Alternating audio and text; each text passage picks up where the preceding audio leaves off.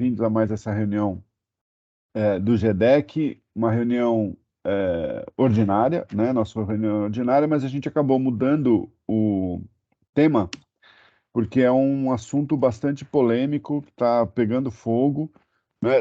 Na semana passada teve um evento da EPC Experts que foi sobre isso. Na quarta-feira passada teve a reunião da PET sobre isso. A Abrasca, né, Sérgio? A gente também já está incluindo isso lá no Comitê de Auditoria e Normas Contábeis. Então, é um assunto que está bem pedindo mesmo uma discussão, né, a respeito do assunto, até porque estamos às vésperas, provavelmente estamos às vésperas do STJ resolver definitivamente essa questão. Então, a gente convidou algumas pessoas aqui conosco hoje. Nós vamos ter a Bruna Comiti. A Bruna Comiti é advogada, ela é mestranda lá na Fundação Getúlio Vargas, e a dissertação dela é exatamente sobre esse tema. Ela escreveu um artigo no Jota e então ela está bem a par do que está acontecendo no STJ. E aí, então, ela vai contar um pouco para a gente qual é a posição, o que aconteceu do ponto de vista judicial. Depois, o Eric, né, vai nos brindar com a parte contábil, como é que a gente poderia tratar essas questões na contabilidade. E aí eu quero dizer que eu fiquei muito feliz, porque é um assunto que a contabilidade ganhou uma importância e mostra como a contabilidade é importante para o direito e é importante para o direito tributário, né? Porque até pouco tempo a gente falou, não precisa, o direito tributário é uma coisa, a contabilidade é outra. A gente está vendo a necessidade, né, de se discutir a parte contábil, pelo menos nesse assunto. Eu acho que tem vários outros, mas esse é um que apareceu bastante. E também convidamos a Sandra Juliana Oliveira, que vai fazer alguns comentários, porque é uma pessoa que conhece bastante tanto a parte de diretos como de indiretos, conhece a dinâmica de empresa, né? E vai ter muito a acrescentar. Ela estava também na PET na quarta-feira, então já deu pelo menos para quem assistiu o da PET, já viu um pouquinho o que já tem um pouco a noção do que esperar. Então, eu quero logo então passar a palavra. Passo para a Bruna. Bruna, muito obrigado por ter aceitado o convite. Foi pega meio em cima da hora, assim. Mas como ela já tem tudo preparado, já tem um artigo, acho que não foi tão difícil. Bruna, obrigado e a palavra é sua. Bom dia a todos. Eu que agradeço, professor, a oportunidade. Fico muito feliz de poder participar, compartilhar, enfim, aprender com todos vocês também. Bom, como o nosso tempo é curto, a parte que me incumbe, né, é tratar um pouquinho da evolução do posicionamento do STJ em relação à tributação pelo RPJ e CSLL desses incentivos fiscais concedidos pelos estados a título de ICMS. Então, para facilitar um pouquinho, para ficar um pouquinho mais visual, mais fácil de compreender, eu vou compartilhar com vocês uma linha do tempo. Deixa eu fazer isso aqui rapidinho, vamos lá.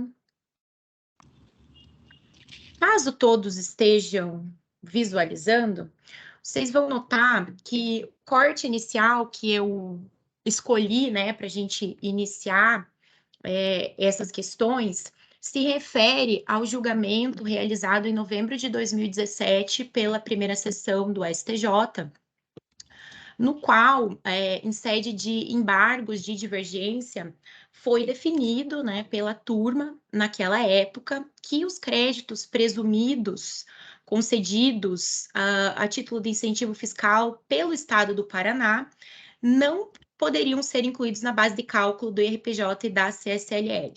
Então, esse julgamento, ele acabou tendo como voto vencedor o da ministra Regina Helena Costa. Então, foi um julgamento realizado por maioria, né, não foi por unanimidade, no qual o voto vencedor, ele trouxe ali bastante fundamentação com relação à impossibilidade de interferência da União na política fiscal adotada pelo Estado.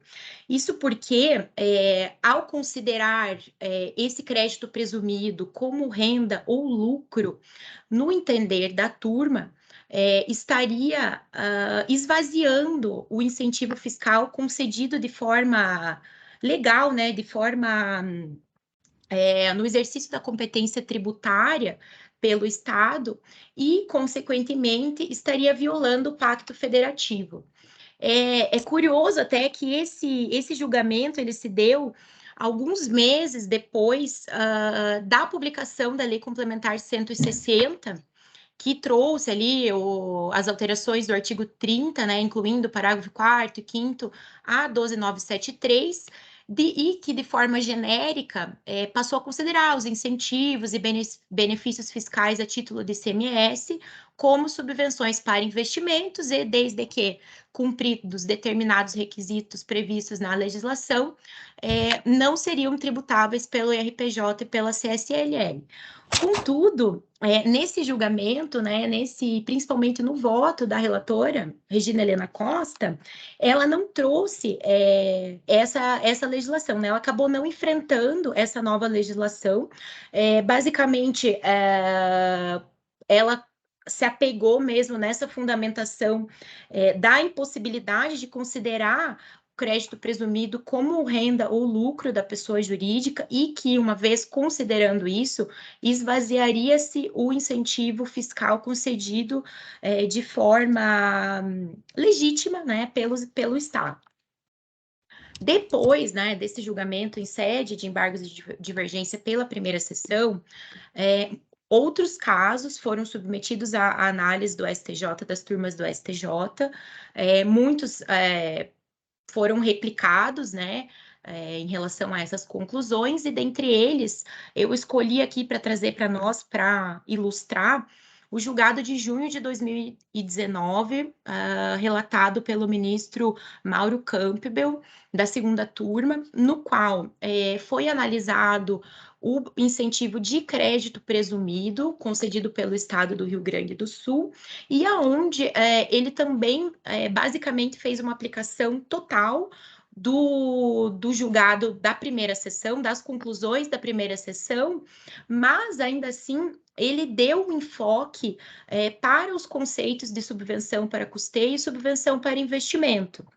Então, ele consignou, né, o relator consignou no seu voto que, no seu entender, tanto a subvenção para custeio quanto a subvenção para investimento devem integrar a receita bruta operacional da pessoa jurídica e que somente a subvenção para investimento poderia ser dedutível da base de cálculo do IRPJ e da CSLL, desde que cumpridos os requisitos previstos no artigo 30 da Lei 12.973. Ainda que ele tenha trazido, né, essa classificação, esses conceitos, ele entendeu que não seriam relevantes nesse momento, por fazer essa aplicação direta do julgado da primeira sessão em embargos de divergência, no qual o crédito presumido teria sido excluído desse conceito de receita bruta operacional. Então, realmente, não teria lógica, digamos assim, ele enfrentar, né, analisar essa questão com relação à subvenção propriamente dito. Posteriormente, e daí que começam as discussões e o motivo desse tema estar tão em voga no momento, né? Em março desse ano, a primeira turma analisou um incentivo fiscal concedido pelo Rio Grande do Sul.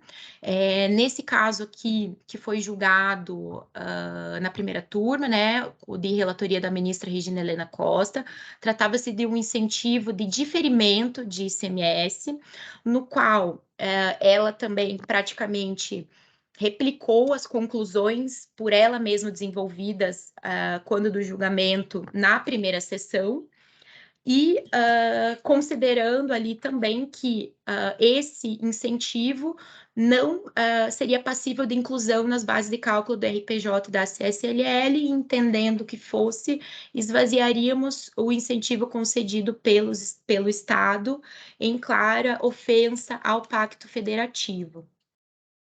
Na sequência, no mês seguinte, né, em abril de 2022, sobreveio o julgamento da segunda turma de relatoria do ministro Mauro Campbell, Esse caso aqui, ele tratou de isenção e de redução de base de cálculo, e entendeu-se por maioria na turma a inaplicabilidade do julgamento em embargos de divergência pela primeira sessão, por se tratarem de diversos tipos de benefício. Então, nesse caso aqui, que foi o causador, né, digamos assim, da divergência, trouxe o relator aqueles detalhes que ele havia já mencionado no voto anterior, lá em 2019, e fazendo uma diferenciação. Então, aqui ele constou expressamente no voto que, diferentemente dos créditos presumidos, a isenção e a redução de base de cálculo do ICMS, devido na venda pelo contribuinte autor da ação, nunca teriam sido contabilizados como receita. Então, ao exigir que a União fizesse uma exclusão da base de cálculo de algo que, no seu entender, nunca esteve, né, contabilizado como receita, estaríamos admitindo a possibilidade de ocorrência de uma isenção heterônoma que é vedada pela Constituição. E daí, utilizando o próprio fundamento mais importante, né, utilizado pela primeira sessão do julgamento dos embargos de divergência, entendeu que seria ilógico dar outro entendimento, pois é necessário prestigiar o Pacto Federativo e o exercício independente das competências dos entes federativos.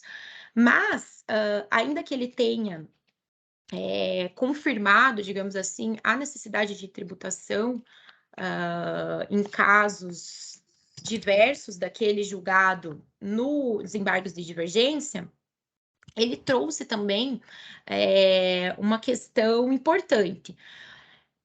Determinou o retorno desses autos à instância inferior para que fosse analisado a possibilidade de classificação desses benefícios fiscais como subvenção para investimento e aplicação da Lei Complementar 160 e do artigo 30 da 12973. Então, em resumo, basicamente, podemos dizer que entendeu que o julgado da primeira sessão se aplicaria somente para os casos de crédito presumido e que para os demais casos seria necessário uma análise para classificá-los como subvenção para investimento e aí sim afastar a tributação do IRPJ e da CSLL com base no cumprimento dos requisitos do artigo 30 da 12973. Bom, instaurada essa divergência, no final de maio, a Fazenda Nacional já protocolou ali um pedido, na verdade, novos embargos de divergência nesse recurso especial da primeira turma de relatoria da ministra Regina Helena Costa, o qual foi admitido. Então, num futuro próximo, esse tema será objeto de análise novamente pela primeira sessão. Mas, além disso, já no início de maio, houve também a qualificação de outros 2 recursos que tratam desses assuntos. Então, um deles, esse do Rio Grande do Sul, trata de crédito presumido, e o 1.987 e 1.58 de Santa Catarina trata de redução de base de cálculo, foram qualificados como representativos da controvérsia e candidatos à afetação para possível julgamento aí na sistemática dos repetitivos pelo STJ. Então, a princípio, né, o objetivo será definir se é possível a aplicação extensiva das conclusões, né, das razões de decidir ali obtidas pela primeira sessão lá no julgamento de 2017 aos demais benefícios e incentivos fiscais do ICMS, tais como redução de base de cálculo, alíquota, isenção, diferimento, imunidade, dentre outros, para fins de exclusão do IRPJ da CSLL. Isto é, né, estamos bem longe aí de ter uma decisão final, né? Lógico que é uma questão realmente, como o professor mencionou ali no início que tem trazido muita litigiosidade até nessa decisão que qualificou esses recursos como representativos da controvérsia. Menciona-se que já foram julgados pelas primeiras e segunda turmas do STJ 391 decisões monocráticas e 55 acórdãos sobre esse assunto, e que, muito provavelmente, enquanto não haja uma decisão que seja aplicável em definitivo, seguiremos com muita discussão sobre a matéria.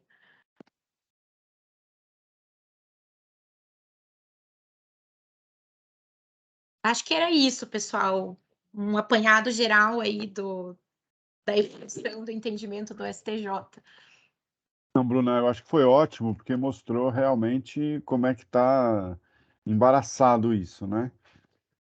E eu não tinha noção dessas decisões todas já monocráticas e outros acórdãos. Eu não tinha contabilizado isso. Realmente É muita é coisa, né? muita coisa já, né? Isso se o Supremo não resolver se trata de imunidade, sobe então para o Supremo, né? Aí começa tudo de novo. Na Bom, verdade, é, na é, verdade, professor, é, até tem um desses casos que ele está aguardando julgamento no Supremo. Nenhum desses ali que eu passei, ele já transitou em julgado. aham. Então, assim, ainda tem chão pela frente mesmo. Bom, a gente resolveu a tese do século XX, agora estamos criando a tese do século XXI, né? Então acho que é isso. Bom, É Eric, bom que assim a gente tem bastante GDEC pela frente. isso vai ter um por ano sobre esse assunto, né? Um ou dois por ano sobre esse assunto. Bom, Eric, agora sobre as questões contábeis, né? A gente viu o ministro do STJ falando em foi contabilizado, não foi contabilizado, criou um conceito de grandeza positiva, grandeza negativa. Isso agora vai ter, daqui a pouco, dissertações de mestrado, tese de doutorado, tentando explicar o que é a grandeza positiva, o que é a grandeza negativa. Enfim, mas e a contabilidade, Eric? Como é que trata esses casos? Ah, bom, para aqueles que ainda não cumprimentei, bom dia a todos, né? Eu estava aqui olhando com atenção a apresentação da Bruna, estava pensando aqui, fazer algum ajuste aqui no que eu ia falar, vou até inverter a ordem aqui.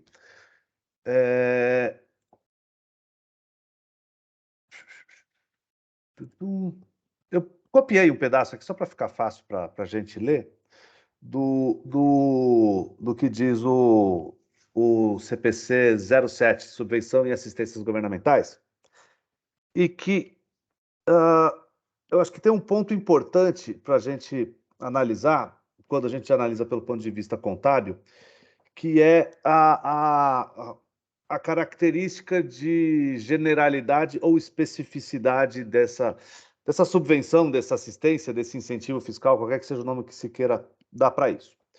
Então, o CPC ele diz claramente que a assistência governamental, e aí depois ele define o que é assistência, o que é subvenção, mas essa assistência governamental ela é um benefício econômico específico dado a uma entidade ou a um grupo de entidades. E que ele não inclui benefícios proporcionados que afetam as condições comerciais gerais das empresas. Então, acho que esse ponto ele é extremamente relevante para a gente entender a visão contábil, porque é o seguinte, quando você tem um benefício fiscal, um incentivo fiscal qualquer, que seja generalizado, que seja dado a todo mundo, seja a todo mundo de um setor, seja todo mundo de uma... a todo mundo da economia, seja de um setor, de uma área de atuação, que não seja uma coisa indistinta, aliás, que seja uma coisa assim, indistinta para todo mundo, não é, pelo ponto de vista contábil, tratado como um incentivo fiscal.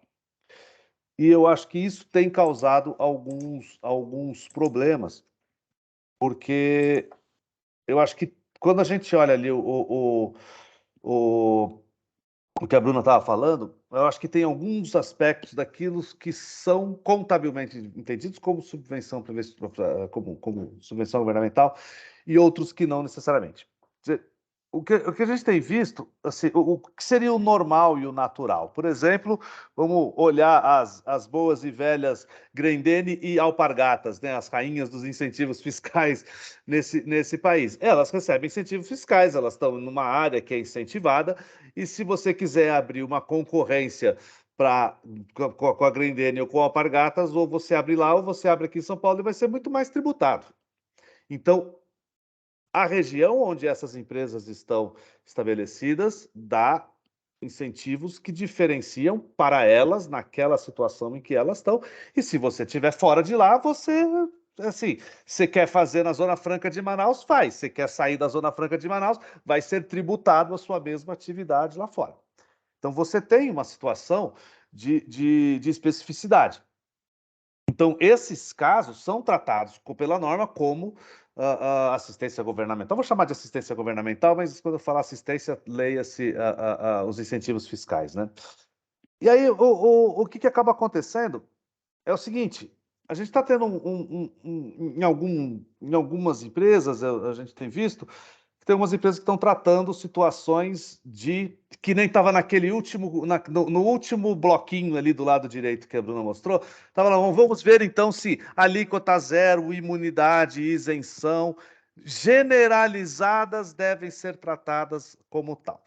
Pelo ponto de vista contábil, esses incentivos generalizados dados a todo mundo, como por exemplo, cesta básica não tem incidência de ICMS, ou tem uma alíquota especial, vamos supor aqui, cesta básica, todo mundo que vende cesta básica não paga a alíquota, pronto, acabou.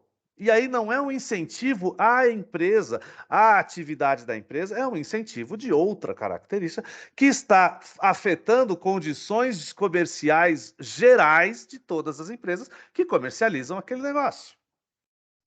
Então, pelo ponto de vista contábil, essa classificação daquilo que é geral para todo mundo não é tratável como um incentivo fiscal. Se isso é subvenção governamental ou incentivo fiscal pelo ponto de vista fiscal, pelo ponto de vista legal, pelo ponto de vista jurídico, é outro problema, é outra questão a ser discutida que aí não está na minha alçada. Até mesmo porque, de fato, é um incentivo fiscal, só que um incentivo fiscal que não é específico. A contabilidade, ela trata os incentivos fiscais com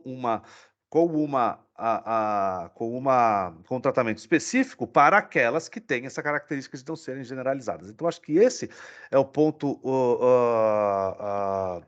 importante. E tem aqui um outro item, essa parte aqui está nas definições lá do CPC no item 3, aqui está no item 4, diz o seguinte: propósito da assistência pode ser o de encorajar a entidade a seguir certo rumo que ela normalmente não teria tomado. Eu gostei muito disso daqui, quer dizer, a entidade ela vai fazer uma coisa, vai atuar de um jeito diferente do que ela teria, né? E aí a entidade, porque ela tem alguma coisa para ela, né? Ou para o setor em que ela está, ou para a forma que ela está. E aí, essa subvenção governamental, quando assim for classificada, aí sim, ela deve ser reconhecida como receita por competência ao longo do período, confrontada com as despesas que ela pretende compensar. Então, eu vou tratar como receita esse incentivo fiscal. Esse incentivo fiscal vai compensar a despesa que eu tenho do imposto normal. E aí eu vou, por exemplo, se eu tiver um incentivo fiscal que zera o meu imposto a pagar, eu vou ter a despesa do imposto e vou ter a receita do incentivo fiscal e vou ficar com zero de imposto a pagar. O efeito do meu resultado de eu reconhecer essa despesa, essa receita, é a mesma se eu não reconhecesse. Mas isso transita pelo resultado e depois, para alguns protocolos de incentivo, os próprios protocolos dos incentivos já não permitem a distribuição. E aí a lei do imposto de renda, ela diz que se você distribuir esses incentivos, eles são tributáveis. Então, você transitando isso como resultado, você tira do seu lucro essa receita e ela vai para a reserva de incentivos fiscais. O que eu tenho visto que tem me preocupado um pouco é que tem aparecido algumas teses meio malucas aí, no meu pobre entendimento, e que as empresas estão tratando alíquota zero, imunidades e essas coisas generalizadas para todo mundo, o qual contabilmente você simplesmente não reconhece nada. Quer dizer, se você é alíquota zero, você não paga imposto e pronto, acabou. E isso tem gerado algumas celeumas. Então, quando eu fiz um exemplo assim mais simples do que isso, impossível. Então, só para que, e como sempre, o meu papel nunca é o de ajudar, é sempre de atrapalhar.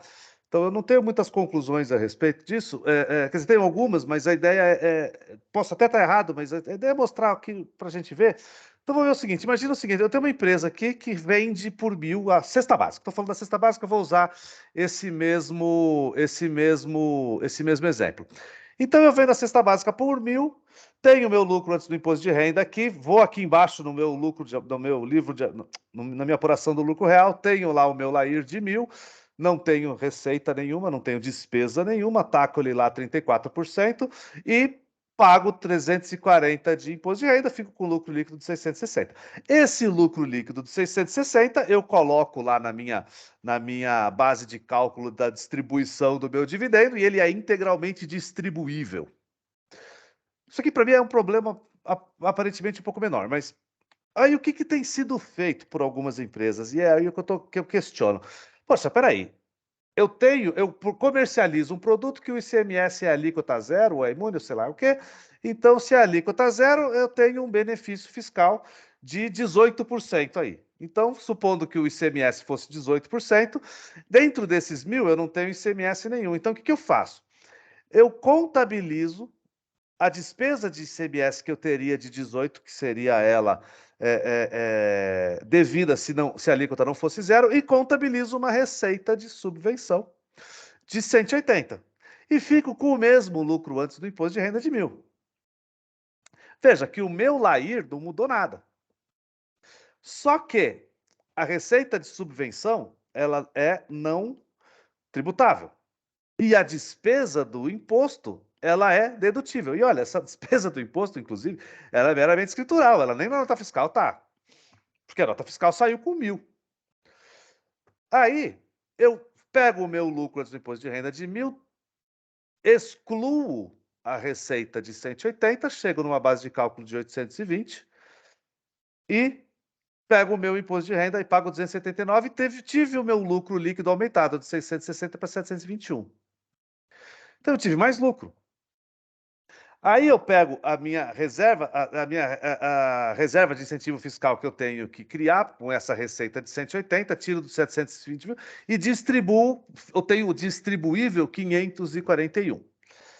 Então, eu acho que tem dois aspectos. O primeiro aspecto é, contabilmente, agora vê o seguinte, eu ganhei ICMS alíquota zero porque eu estou lá em Espírito Santo do Pinhal, na terra do professor Eliseu, e querem desenvolver a terra lá, querem desenvolver o vinho, então o ICMS do vinho lá vai ser zero. Beleza, tá certo isso aqui.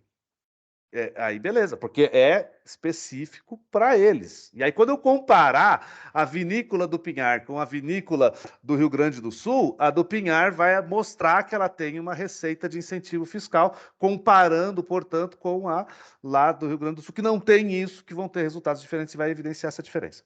Agora, para todo mundo que é alíquota zero, quer dizer, vendi cesta básica, eu estou fazendo isso, esse 180 positivo e negativo aqui, contabilmente, não dá para ser defendido. E aí você tem uma apuração do imposto de renda aqui que me parece não está adequada. Não está adequada pelo ponto de vista que contábil da norma, não estou observando se isso aqui é incentivo ou não, se deveria ou não ser feito desse jeito, pelo ponto de vista fiscal. Não, o que eu estou falando é assim, não dá para usar o argumento da contabilidade para defender esse processo para alíquotas, para isenções ou imunidades generalizadas. O problema da base de cálculo do dividendo, que é distribuída, ela me parece um pouco menos problemática, porque, primeiro, o acionista não está recebendo, teoricamente, menos dividendo, mas ele está mantendo isso dentro da empresa, então, de uma certa maneira, a riqueza dele não é tão afetada.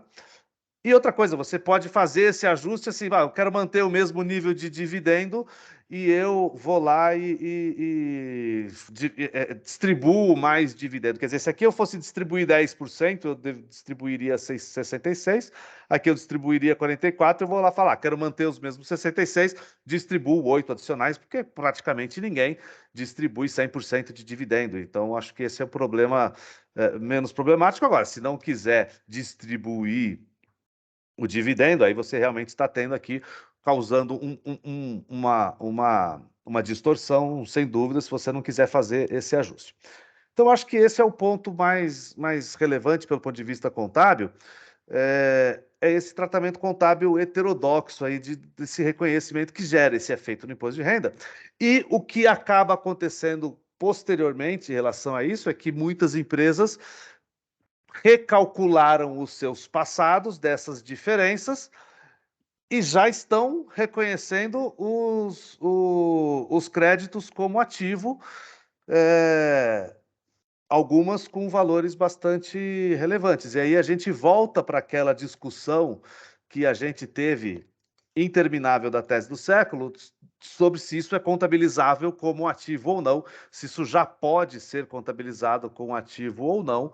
E aí a gente pode passar aqui o videozinho das nossas discussões de ativo contingente, né, e fazer só as atualizações. Então, acho que, sim, não quero entrar nessa questão do ativo, porque acho que essa não é o foco. Então, acho que o que eu tinha mais para mostrar, pelo ponto de vista contábil, era isso daí. Eu devolvo a palavra para o Edson. Até que eu estou calminho hoje, né, Edson? Até que hoje eu não... Não, mas foi muito didático. Eu tenho alguns comentários sobre essa sua conta, depois eu faço. Eu vou tirar aqui, se você quiser, depois eu ponho de volta. Depois você põe de volta, porque eu acho que tem algumas outras. Eu concordo com esse. E se a gente pegar pelo menos a divergência que foi aberta no STJ, como a Bruna mostrou, e tiver que respeitar o artigo 30 inteiro, né, da 2973, aquele valor de 180 no seu exemplo, ele não pode ser distribuído nunca, né? Então, se a gente está falando de companhia aberta, a gente fala, mas o mínimo obrigatório nunca é total. Tudo bem, numa companhia aberta, sim. Mas numa limitada, numa companhia fechada, que tenha um dono, ele vai querer todo o dinheiro para ele, e esse não vai poder distribuir. Então, a gente paga menos imposto, mas sacrificando o dividendo, né? Bom, vou passar então a palavra para a Sandra, que vai nos trazer uma argumentação bombástica, segundo ela. Vamos ver. Mas vamos lá, Sandra, a palavra está com você. Faço para onde eu estou procurando aqui, onde que eu vou colocar o slide.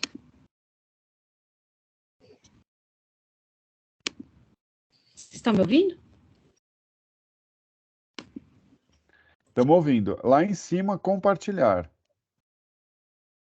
Não está aparecendo compartilhar para mim. Agora compartilhou. Tanto é que nós estamos nos vendo. Você está vendo agora meu slide? Agora sim. Então, assim, primeiro, bom dia para todo mundo. Obrigada pelo Edson, pelo convite. Bruna, obrigada aí pela sua exposição. Eu queria só acrescentar que, além do STJ, né, além das centenas de decisões do STJ, é surreal a quantidade de solução de consulta que tem para isso. Eu estou com a impressão de que tem uma galera lá na Receita Federal que só faz isso agora. Porque, assim, você tem todo mês tem solução de consulta para isso. E, Eric, eu amei tudo que você falou, porque eu estava tomando banho antes do evento e estava pensando no que você estava falando, no que você falou. Mas como eu não sou contadora, eu não tenho...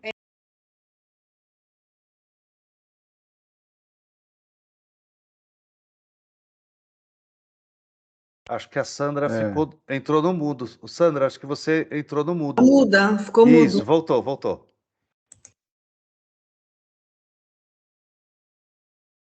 Não, tá no mudo ainda. Tá no mudo. Tá no mudo, acho que não... travou com lá, travou. Mas agora a gente tá ouvindo.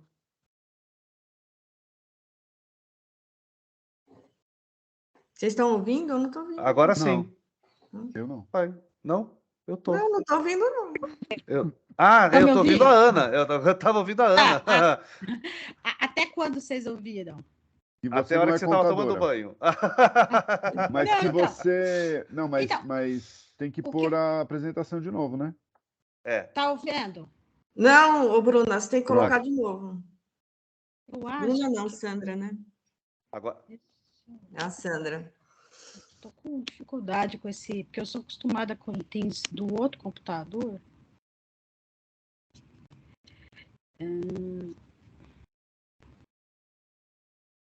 O Eric, enquanto a Sandra está colocando aí, só uma observação aí no que você falou, mas a gente tem uma discussão também sobre ter o imposto de renda diferido aí.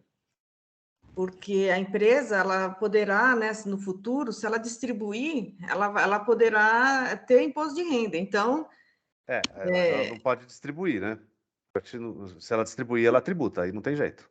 mas ela não é impedida de distribuir, né? Então, Não, impedida não, mas é ela difícil, poderá né? distribuir.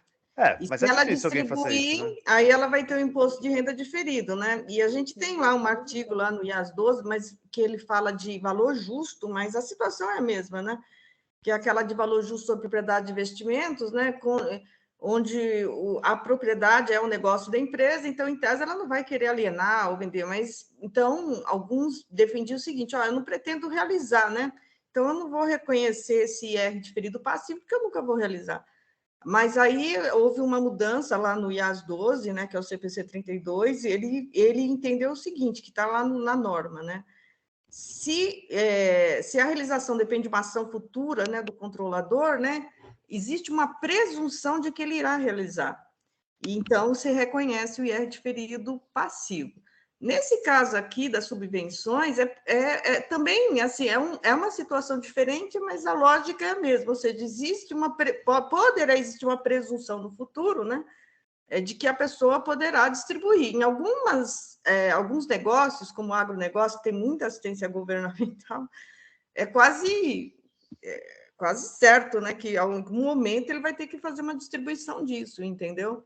Então, existe uma presunção, você tem a reserva, né? Você pode ir lá no futuro, né, de fazer essa distribuição. Então, é uma presunção, né? Então, Vocês estão vendo? é um assunto também interessante para se pensar. Ana, vamos pôr esse na nossa reunião de diferido, porque eu não concordo, não. Eu acho que aqui não há, não tem... Bom, mas enfim. Vamos lá, Sandra, estamos vendo. Tá. Então, o que eu estava falando é porque eu estava pensando justamente nisso. Se a subvenção ela precisa ser específica para uma determinada entidade, um grupo, ou ela pode ser algo geral. Por quê? A hora que a gente olha o pronunciamento técnico, realmente, quando a gente lê a legislação, a legislação do imposto de renda e a Lei Complementar 160, existem menções à expressão isenção, a expressão, inclusive até imunidade, redução de base de cálculo. Então, a conclusão que se chega olha, teoricamente, a legislação do imposto de renda está tratando aqui crédito presumido, tudo muito junto. O CPC 7, eu não sou especialista, obviamente, em contabilidade, mas a hora que eu leio ele, tem essa parte que ele fala que o pronunciamento não se trata de isenções temporárias ou reduções de tributo, tal, mas a verdade é que tem alguns momentos que isso não fica muito claro, tá? Minha opinião. Só que eu começo a ler o CPC e chego à mesma conclusão que o Eric, tá? Por quê? Não com o conhecimento do Eric, mas primeira coisa que me chama a atenção é o fato de você ter que ter uma quantificação muito clara disso. E aí a gente entra naquela situação de que, apesar da contabilidade não determinar diretamente uma tributação, fato é que eu tenho que ter uma prova de que eu tive um ganho, de que existiu uma operação, de que houve um benefício. Isso tem que ser quantificado. A partir do momento que aquilo não sai em nenhum documento, e nenhum documento mesmo, tá? Esse valor não está num contrato, esse valor não está na nota fiscal, porque uma coisa é se ele tivesse num contrato e na hora que eu emito a nota fiscal, aquele valor ser menor. Não, esse valor não está em lugar nenhum, porque ele nunca existiu. A isenção e a redução de base de cálculo, elas normalmente, claro que a gente está falando aqui de uma forma geral, né, gente? No Brasil, vocês sabem que benefício fiscal, cada um tem o seu, tá? Pode ser que em alguma situação específica aconteça, mas, regra geral, esses benefícios estão na legislação. E eles não têm a hora que você, antes de você vender, antes de acontecer, sequer, não estou falando nem de fato gerador, nem de incidência, nem nada, antes sequer de haver alguma negociação, já não tem, esse imposto já se sabe que ele não é devido. Ninguém pensa, quando você está vendendo um medicamento, alguma coisa que a coisa isenta, fala, olha, talvez eu tribute o ICMS, olha, vou deixar. Não, aquele produto é isento de ICMS naquela situação. Ele nunca foi tributado desde quando existe aquela lei. E quando a gente estava discutindo muito a bendita da exclusão do ICMS da base de cálculo, né, sempre tinham aquelas pessoas que me matavam de raiva, que vinham com o argumento do 166 do CTN, dizendo, o ônus financeiro do PIS/COFINS, tudo. E uma coisa que eu sempre dizia era, ok, eu até concordo que do ponto de vista econômico, o PIS/COFINS até vai para o comprador, mas fato é, o PIS/COFINS, ele respeita a regra do vendedor. É a situação do vendedor que define o PIS/COFINS, não é a situação do comprador. Isso não é verdade quando se fala de ICMS. ICMS é um tributo que, pela natureza dele, o encargo financeiro é do comprador.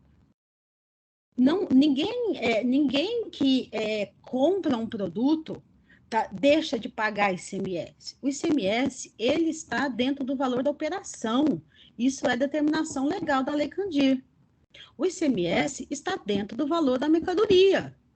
Então, eu não estou aqui falando de um imposto que eu, quando vendo, tenho uma isenção e eu vendo para a pessoa pelo mesmo preço. Não. Eu normalmente reduzo o preço. Aí você vai falar, mas como é que você prova isso? Bom, aí a gente vai ter que entrar na contabilidade da empresa, a gente vai ter que ter livros, enfim. Você vai entrar numa situação muito específica e aí vem a contabilidade. Mas, regra geral, o ICMS... ele não é pago pelo vendedor, e aí não estou falando, obviamente, da questão do contribuinte, mas da questão econômica. E por que a questão econômica é importante aqui? Porque a gente está falando nessa situação, não é de um benefício que basta ele ser jurídico, mas ele tem que ser econômico. Por quê? Para eu dizer que eu me beneficiei de uma redução de base de cálculo, eu tenho que economicamente ter me beneficiado dela. Então, a hora que eu leio o artigo 166, eu estou entendendo que, e aí, mais uma vez, a gente está falando aqui da regra geral, pode ser que exista alguma situação específica, que as pessoas simplesmente estão esquecendo que existe o 66 do CTN, porque o 66 do CTN, quando eu tenho uma repetição de indébito, quando eu tenho um pagamento indevido, eu, vendedor, só posso recuperar aquele pagamento se eu provar que eu não repassei isso para um terceiro. Isso quer dizer o quê? Quer dizer que no nosso ordenamento tributário, o ICMS, o ônus financeiro dele é do comprador. Portanto, toda vez que eu tenho uma dispensa de ônus financeiro de ICMS, regra geral, quem se beneficia é o comprador. E aí, eu eu confesso para vocês que eu comecei a ler esse assunto há muito pouco tempo, e aí eu vou, como o Eric tomou a liberdade de falar a palavra maluca, eu comecei a ler e não estou entendendo o que essa galera está falando, assim, peraí, tipo, oi? Desde quando eu vendo com isenção e eu tenho benefício? Não tenho, gente. Não tenho. A hora que você a gente sabe como é que funciona a formação de preço. Quando você faz a sua formação de preço e você tem redução de base de cálculo para determinados grupos de clientes, para determinadas situações, aquelas pessoas pagam menos. Isso é um fato. Então, se eu, fiscal da Receita Federal, iria lá e perguntaria assim para a pessoa, por favor, me mostra as suas notas fiscais para os seus clientes que não estão nessa situação. Me mostre as suas notas fiscais para a Zona Franca de Manaus. Por quê?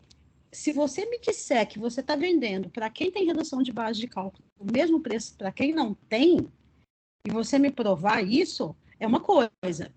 Aí, a hora que eu comecei a ler as soluções de consulta, eu comecei a ver que, tipo assim, gente, está rolando uma viagem muito grande, porque as pessoas estão perguntando de convênio 52 para a Receita, as pessoas estão discutindo convênio 100, as pessoas estão discutindo até ali com interestadual.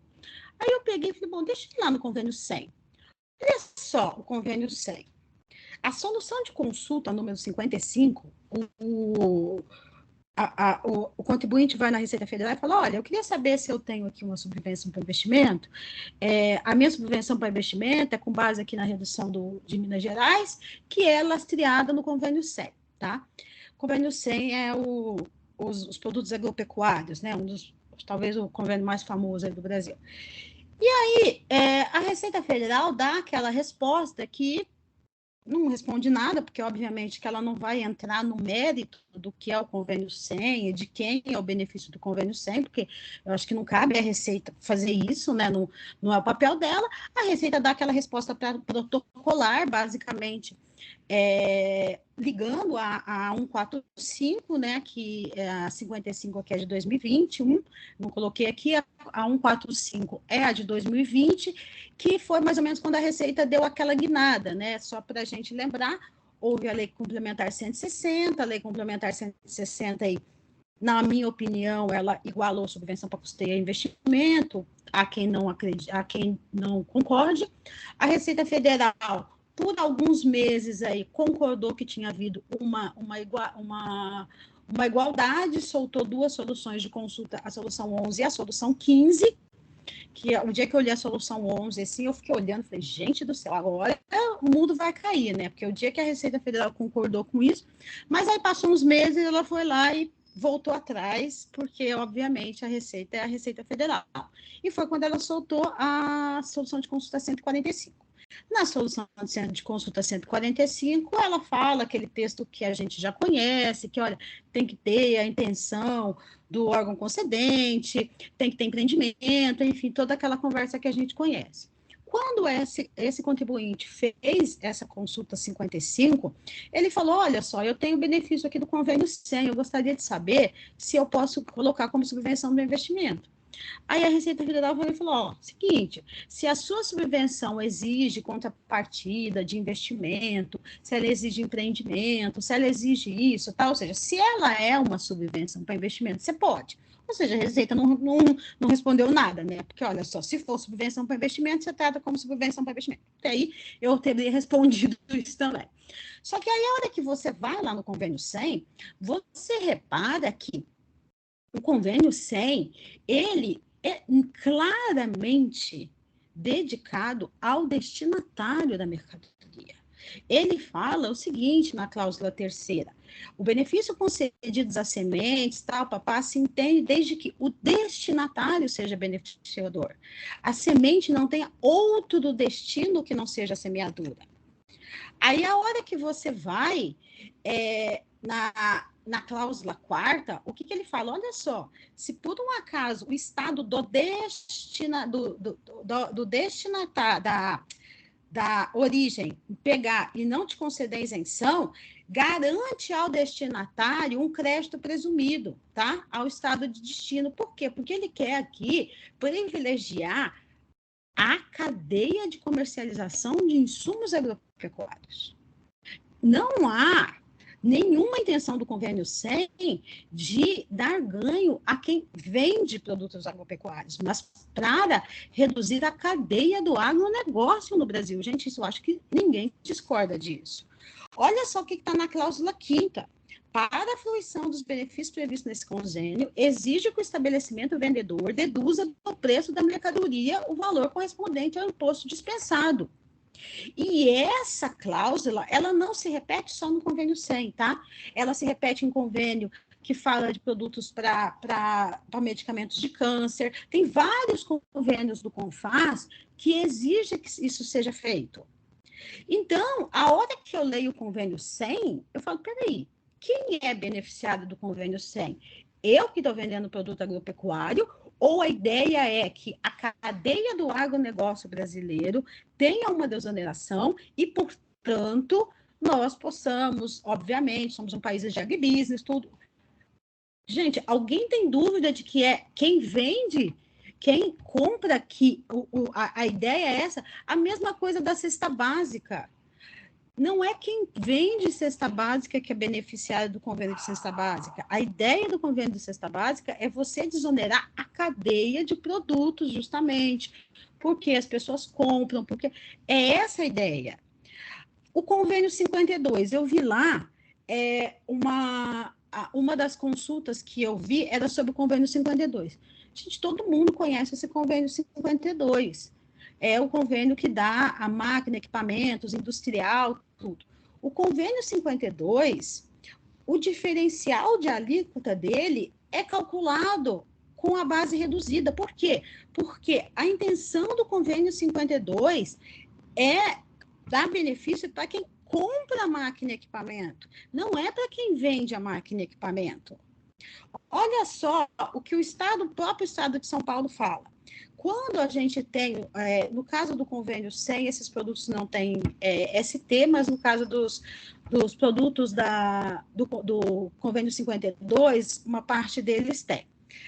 Quando a gente tem a substituição tributária e a gente vai calcular a ST da próxima operação, em alguns casos, a redução de base de cálculo, ela não vai para a próxima operação, em alguns casos vai para a próxima operação.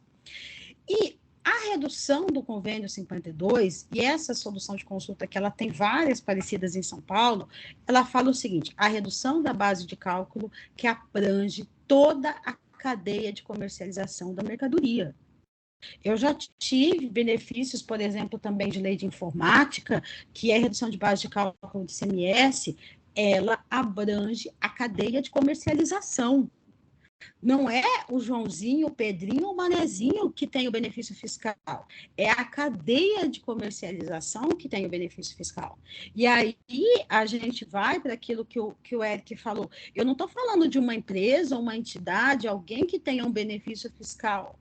Eu não estou falando de que eu vou para Minas Gerais e tenho um benefício fiscal porque eu instalei um centro de distribuição aqui. Eu estou falando de produtos que o Estado brasileiro entende que deve haver uma redução de base de cálculo na cadeia deles para que a gente possa fomentar esses produtos. E aí a gente normalmente está falando disso, que se vocês forem ver, a hora que a gente vê aqui o artigo 39 do Regulamento de ICMS do Estado de São Paulo, gente, a redução da base de cálculo, ela é aplicada ou não aplicada de acordo com o destinatário, não é de acordo com o remetente. E isso, podem existir exceções? Podem, eu não me lembro agora de cabeça, mas eu tenho... Aliás, o próprio ICMS, se a gente for pensar, o ICMS, de uma forma geral, hoje, ele é devido, quando tem o consumidor final, no estado do destino, o diferencial de alíquota. A gente está falando de ICMS que depende de destino para você usar. O MVA segue o destino.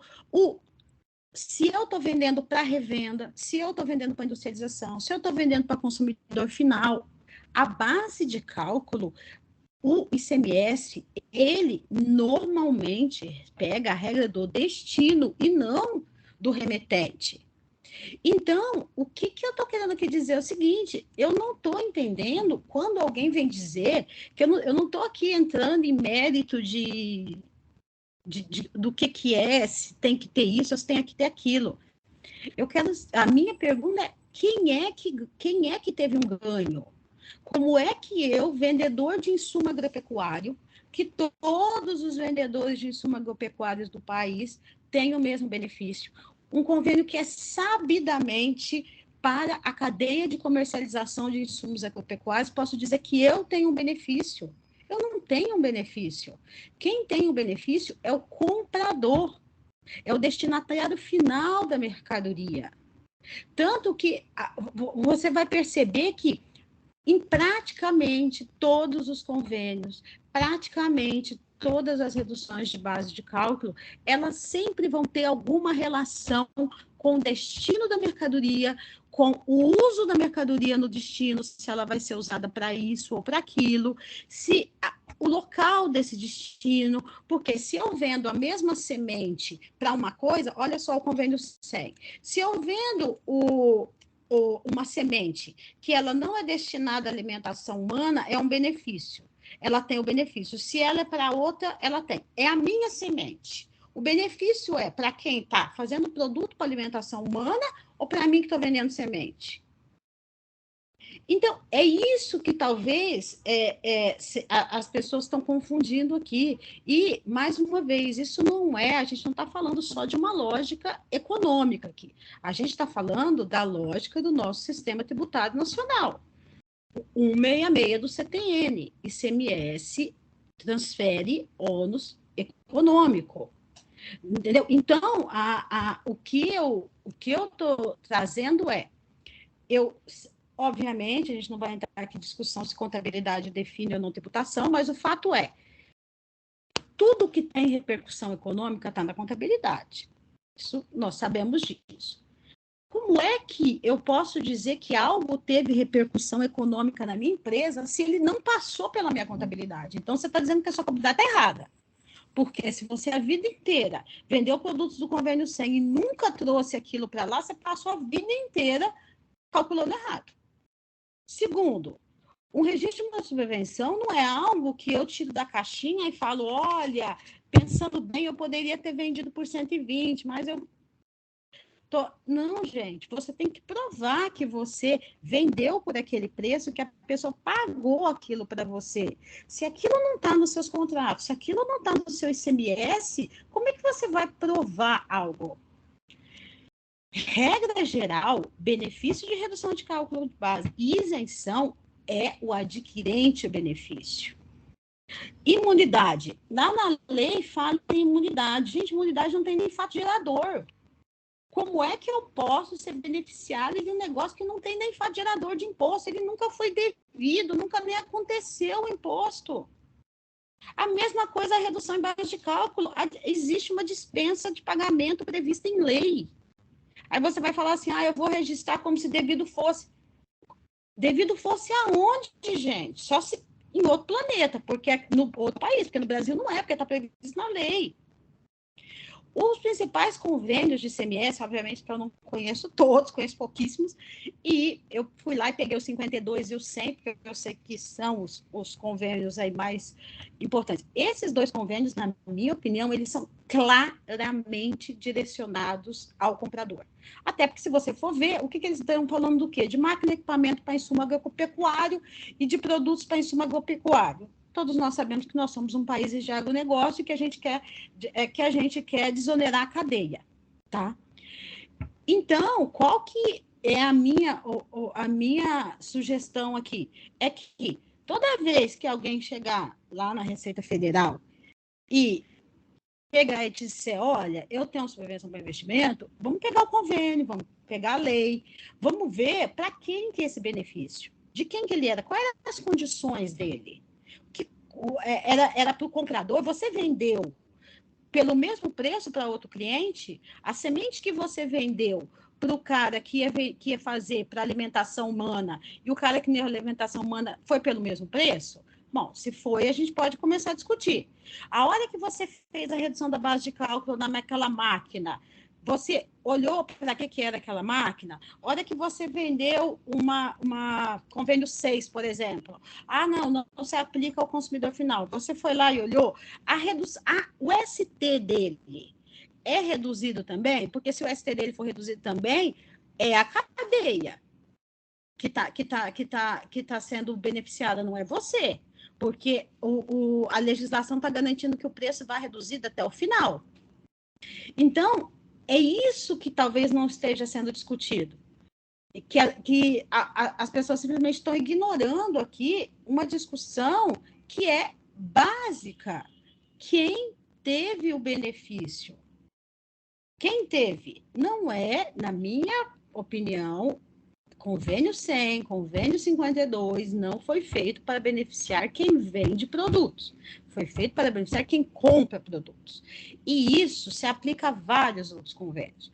Já vista que a gente tem convênio para remédios, a gente tem convênios para várias coisas, e alguém vai dizer que as reduções de base de cálculo que a gente tem para remédio é para beneficiar a indústria farmacêutica ou é para beneficiar quem compra um remédio para câncer?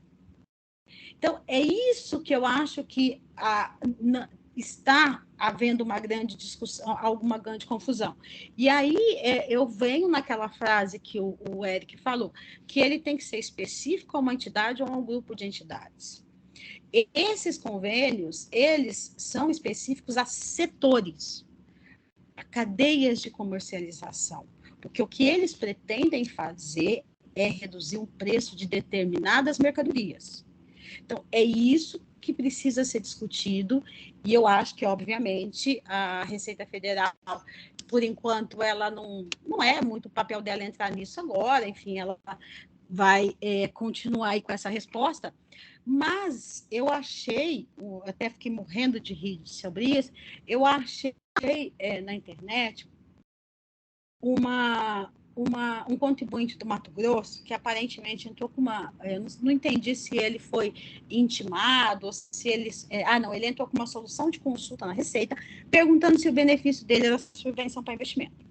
Aparentemente, a Receita intimou ele para dizer o seguinte: olha, me apresenta o seu termo de acordo. Eu adorei essa. Aí ele foi lá na Secretaria Mato Grosso e falou assim: olha só, eu entrei com um pedido aí na Receita Federal e a Receita está pedindo meu termo de acordo com vocês. Vocês têm como me dar o meu termo de acordo? Aí a Cefaz respondeu assim: nós não temos termo de acordo. Seu benefício está na lei aí. Não existe termo de acordo, o benefício dele é um benefício para todo mundo que está lá no Mato Grosso. Então, assim, é isso que, em algum momento, a gente vai ter que discutir. De quem é o benefício? Quem teve uma subvenção? Porque, a menos que a empresa prove que ela vendeu isso é fácil provar, basta você ir lá e comparar com outras notas fiscais dele para outras empresas, comparar a nota fiscal dele para a venda da Zona Franca de Manaus, enfim, nós sabemos que é fácil saber. Qual é o preço que ele pagou para outros? Qual é o preço que ele vendeu para outros? Se ele vendeu mais barato, ele não teve benefício nenhum. E aí o que ele está fazendo é criar um benefício artificial para reduzir a base de cálculo do imposto de renda. Porque, do contrário, eu não estou conseguindo ver onde está o benefício aqui. Entendeu? Mas, enfim, era isso que eu queria falar. E era só isso, Edson. Muito obrigado, Sandra. Nós estamos nos vendo aí, se puder descompartilhar. A Ana Paula já está pedindo a palavra aqui, eu vou passar para ela. Ana Paula, com a palavra.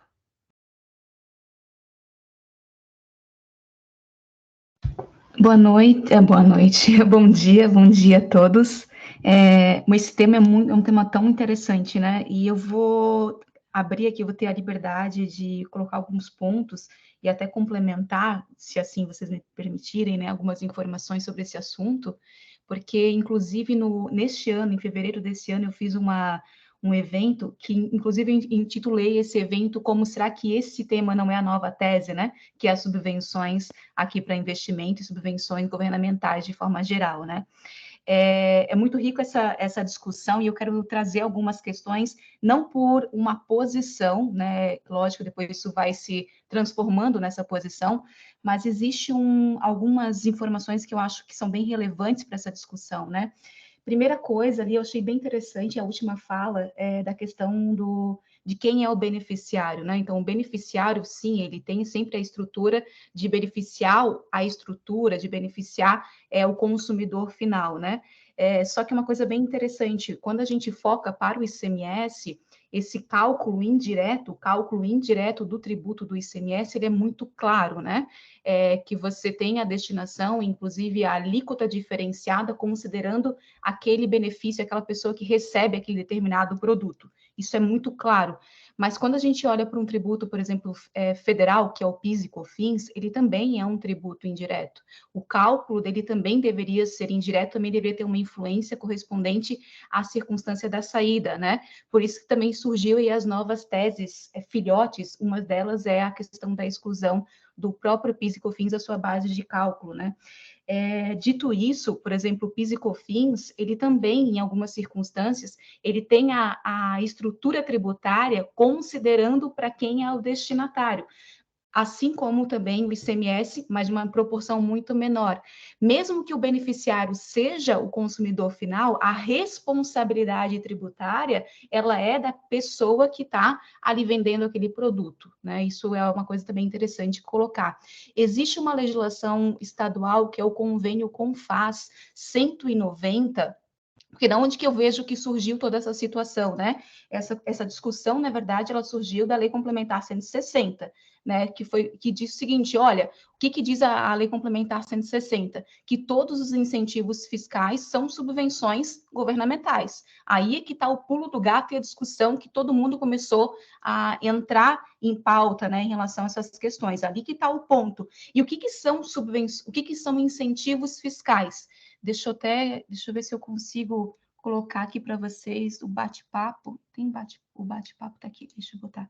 Essa legislação aqui, ó, que eu acho que ela é bem interessante, se vocês quiserem, puderem, né, até entrar, ela fala o seguinte: quando a gente entra nessa discussão, e o grande calcanhar de Aquiles que eu entendo que aconteceu dessa discussão foi a Lei Complementar 160. Olha, são incentivos fiscais ou financeiros fiscais relativos ao ICMS concedidos pelo Estado e Distrito Federal, e aí, considerando essa situação, a gente não tem aí a tributação desse RPJ e dessa contribuição. Se a gente entra nesse convênio, e acho que aqui que está o grande detalhe, se a gente entra nessa discussão aqui desse convênio do ICMS 190, lá na cláusula 4, no parágrafo, na cláusula 1ª, parágrafo 4º, ele fala o seguinte, ó: para fins do disposto desse convênio, que ele fala de regra geral de incentivo, são benefícios fiscais concedidos em fruição total ou parcial, a isenção, a redução da receita de cálculo, a manutenção do crédito, a devolução do imposto, o crédito outorgado, dedução do imposto apurado, dispensa de pagamento, financiamento, crédito para investimento, remissão, e aqui ele traz uma lista do que é caracterizado como incentivo fiscal, que é o que a Lei Complementar 160 disse: olha, isso aqui é subvenção para investir, é uma subvenção governamental. Sendo uma subvenção, isso aqui é um incentivo. Então, o convênio CONFAS, ele lista o que são essas subvenções. E aí, um outro detalhe que eu acho bem interessante, que é a NBC-TG 07. A NBC-TG 07, ela tem uma parte que ela fala o seguinte, se eu não me engano, é lá no item número 15 ou 14. Ela fala o seguinte: subvenções governamentais, sejam elas de custeio, sejam elas para fins de investimento, subvenções governamentais de forma geral. Ele traz um termo de obrigação, né? Deve ser reconhecida como receita ao longo do período e confrontada com as suas despesas pretendidas a ser compensadas. Então, na norma contábil, na NBC-TG 07, nós temos uma orientação que subvenção governamental, né, independente do que seja custeio ou investimento, ela tem uma ordem de um reconhecimento como receita. Eu acho que é aqui que a discussão ela começa, dizendo: olha, a Lei Complementar 160, isso é um incentivo, né, um incentivo governamental nessa circunstância. Nós temos uma norma contábil dizendo que isso deve ser reconhecido como receita, está escrito na NBC-TG 07, né? Então a gente tem aí essa circunstância.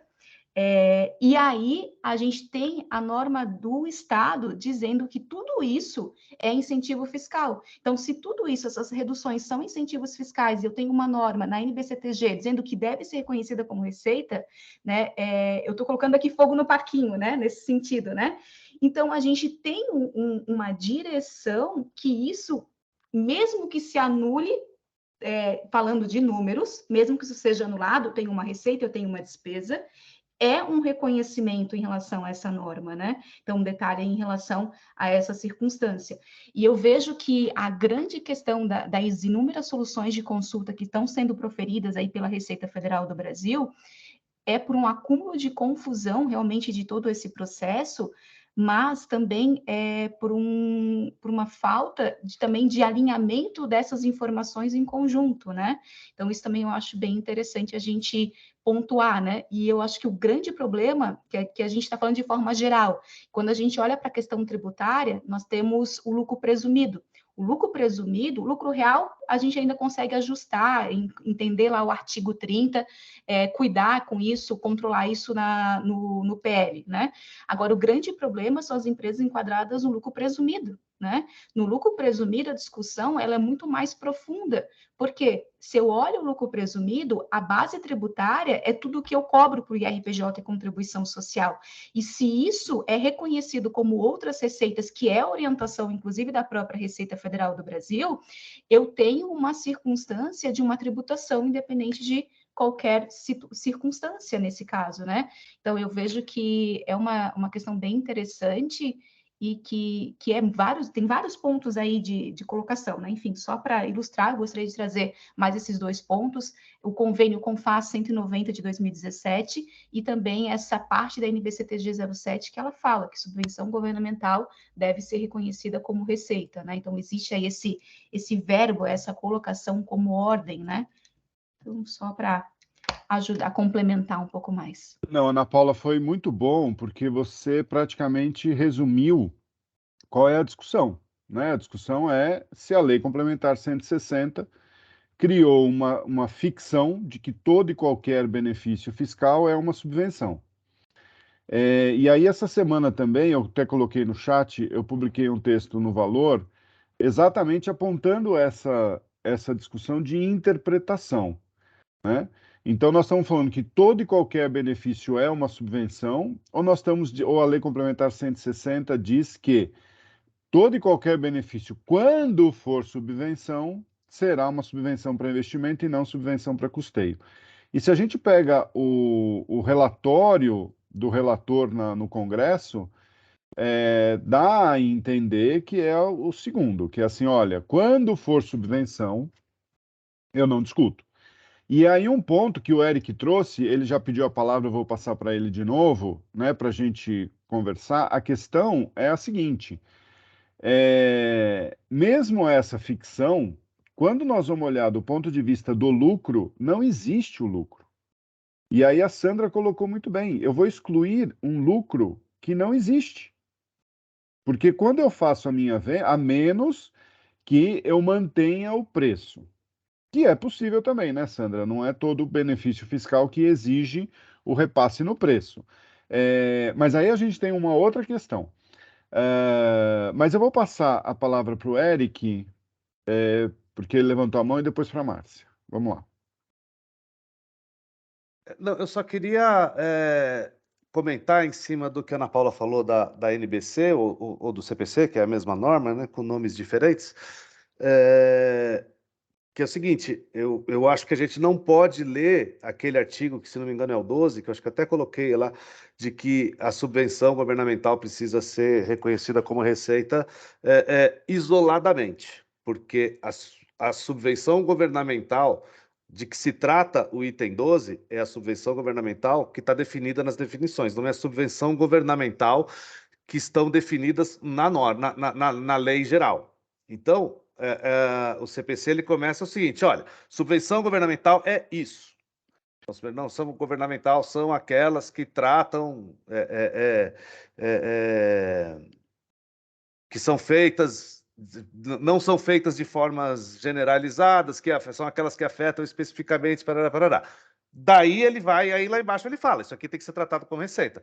Então, eu só acho que a gente tem que tomar um pouco de cuidado para tentar olhar isoladamente aquele artigo e falar, não, a lei XPTO diz que tudo é subvenção governamental, e vamos aplicar, então, essa norma. Não, a gente não pode isolar as coisas assim. Quer dizer, dentro daquela norma, você tem a definição do que aquela norma entende, e essa definição, que está dentro da norma, é extremamente importante para que se cumpra o objetivo da norma. Então, nesse ponto de vista, assim, na minha opinião, eu acho que não pode haver confusão então, por isso que eu deixei muito claro o seguinte: eu acho que pela visão contábil, uma coisa é uma coisa, outra coisa é outra coisa. Pela visão contábil, subvenção é aquela definição das coisas que não são generalizadas, pelo ponto de vista contábil. Pelo ponto de vista legal e fiscal, a contabilidade não está se balizando nessa situação, nesse caso específico, pela definição legal, e sim pela definição que está na própria norma que foi citada. Então, eu só queria deixar clara essa minha posição aí, só em relação a isso, eu acho que eu não concordo com o que a Ana Paula disse, que não dá para a gente usar a contabilidade como argumento para reconhecer uma receita que não existiu economicamente, pelo ponto de vista que o Edson já até falou já. Era isso. Ô, Eric, é interessante porque é o seguinte, a Sandra falou que não queria entrar na questão de contabilidade e determinar fato gerador. Ela não determina fato gerador. Isso, eu não conheço ninguém que diga que o fato gerador é determinado pela contabilidade. Não é pela lei. O que a contabilidade faz é demonstrar as relações econômicas, e dentre essas relações econômicas a gente pode identificar o fato gerador previsto na lei, mas a contabilidade não vai criar.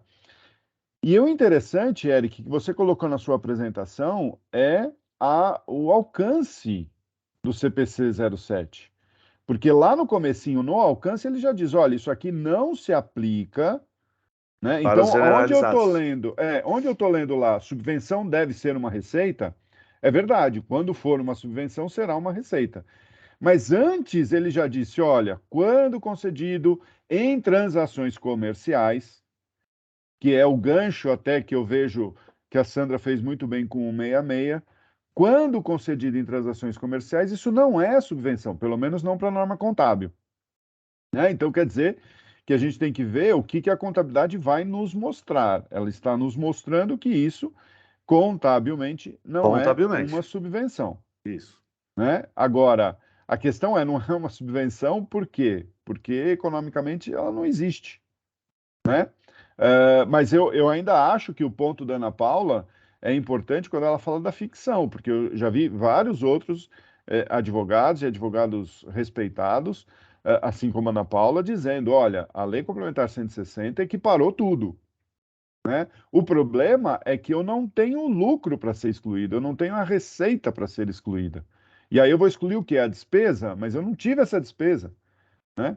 Bom, enfim, Sandra, Márcia, desculpa, a Márcia depois a Sandra. Edson, eu não vou abrir minha câmera porque eu estou na rua. É o seguinte, eu acho a Lei Complementar 190, assim como o Convênio 190, a Lei Complementar que trouxe isso para a norma geral, ela teve um motivo específico para ser editada, né? Para ser publicada, ela teve um motivo específico, e isso está lá na exposição dos motivos. Ela veio para quê? Para sanear o problema da guerra fiscal. Então, eu concordo com a Sandra em vários... Na verdade, eu concordo com tudo que a Sandra falou até agora e com tudo que o Eric falou até o momento. Por quê? Porque a gente tem que entender o motivo pelo qual o ente federativo trouxe aquela norma, né? E a gente tem lá no Convênio 190 e na Lei Complementar na sequência, e ele é simplesmente para evitar os incentivos fiscais que foram em desacordo com a lei, em desacordo com o artigo 155G lá da Constituição Federal, 12G.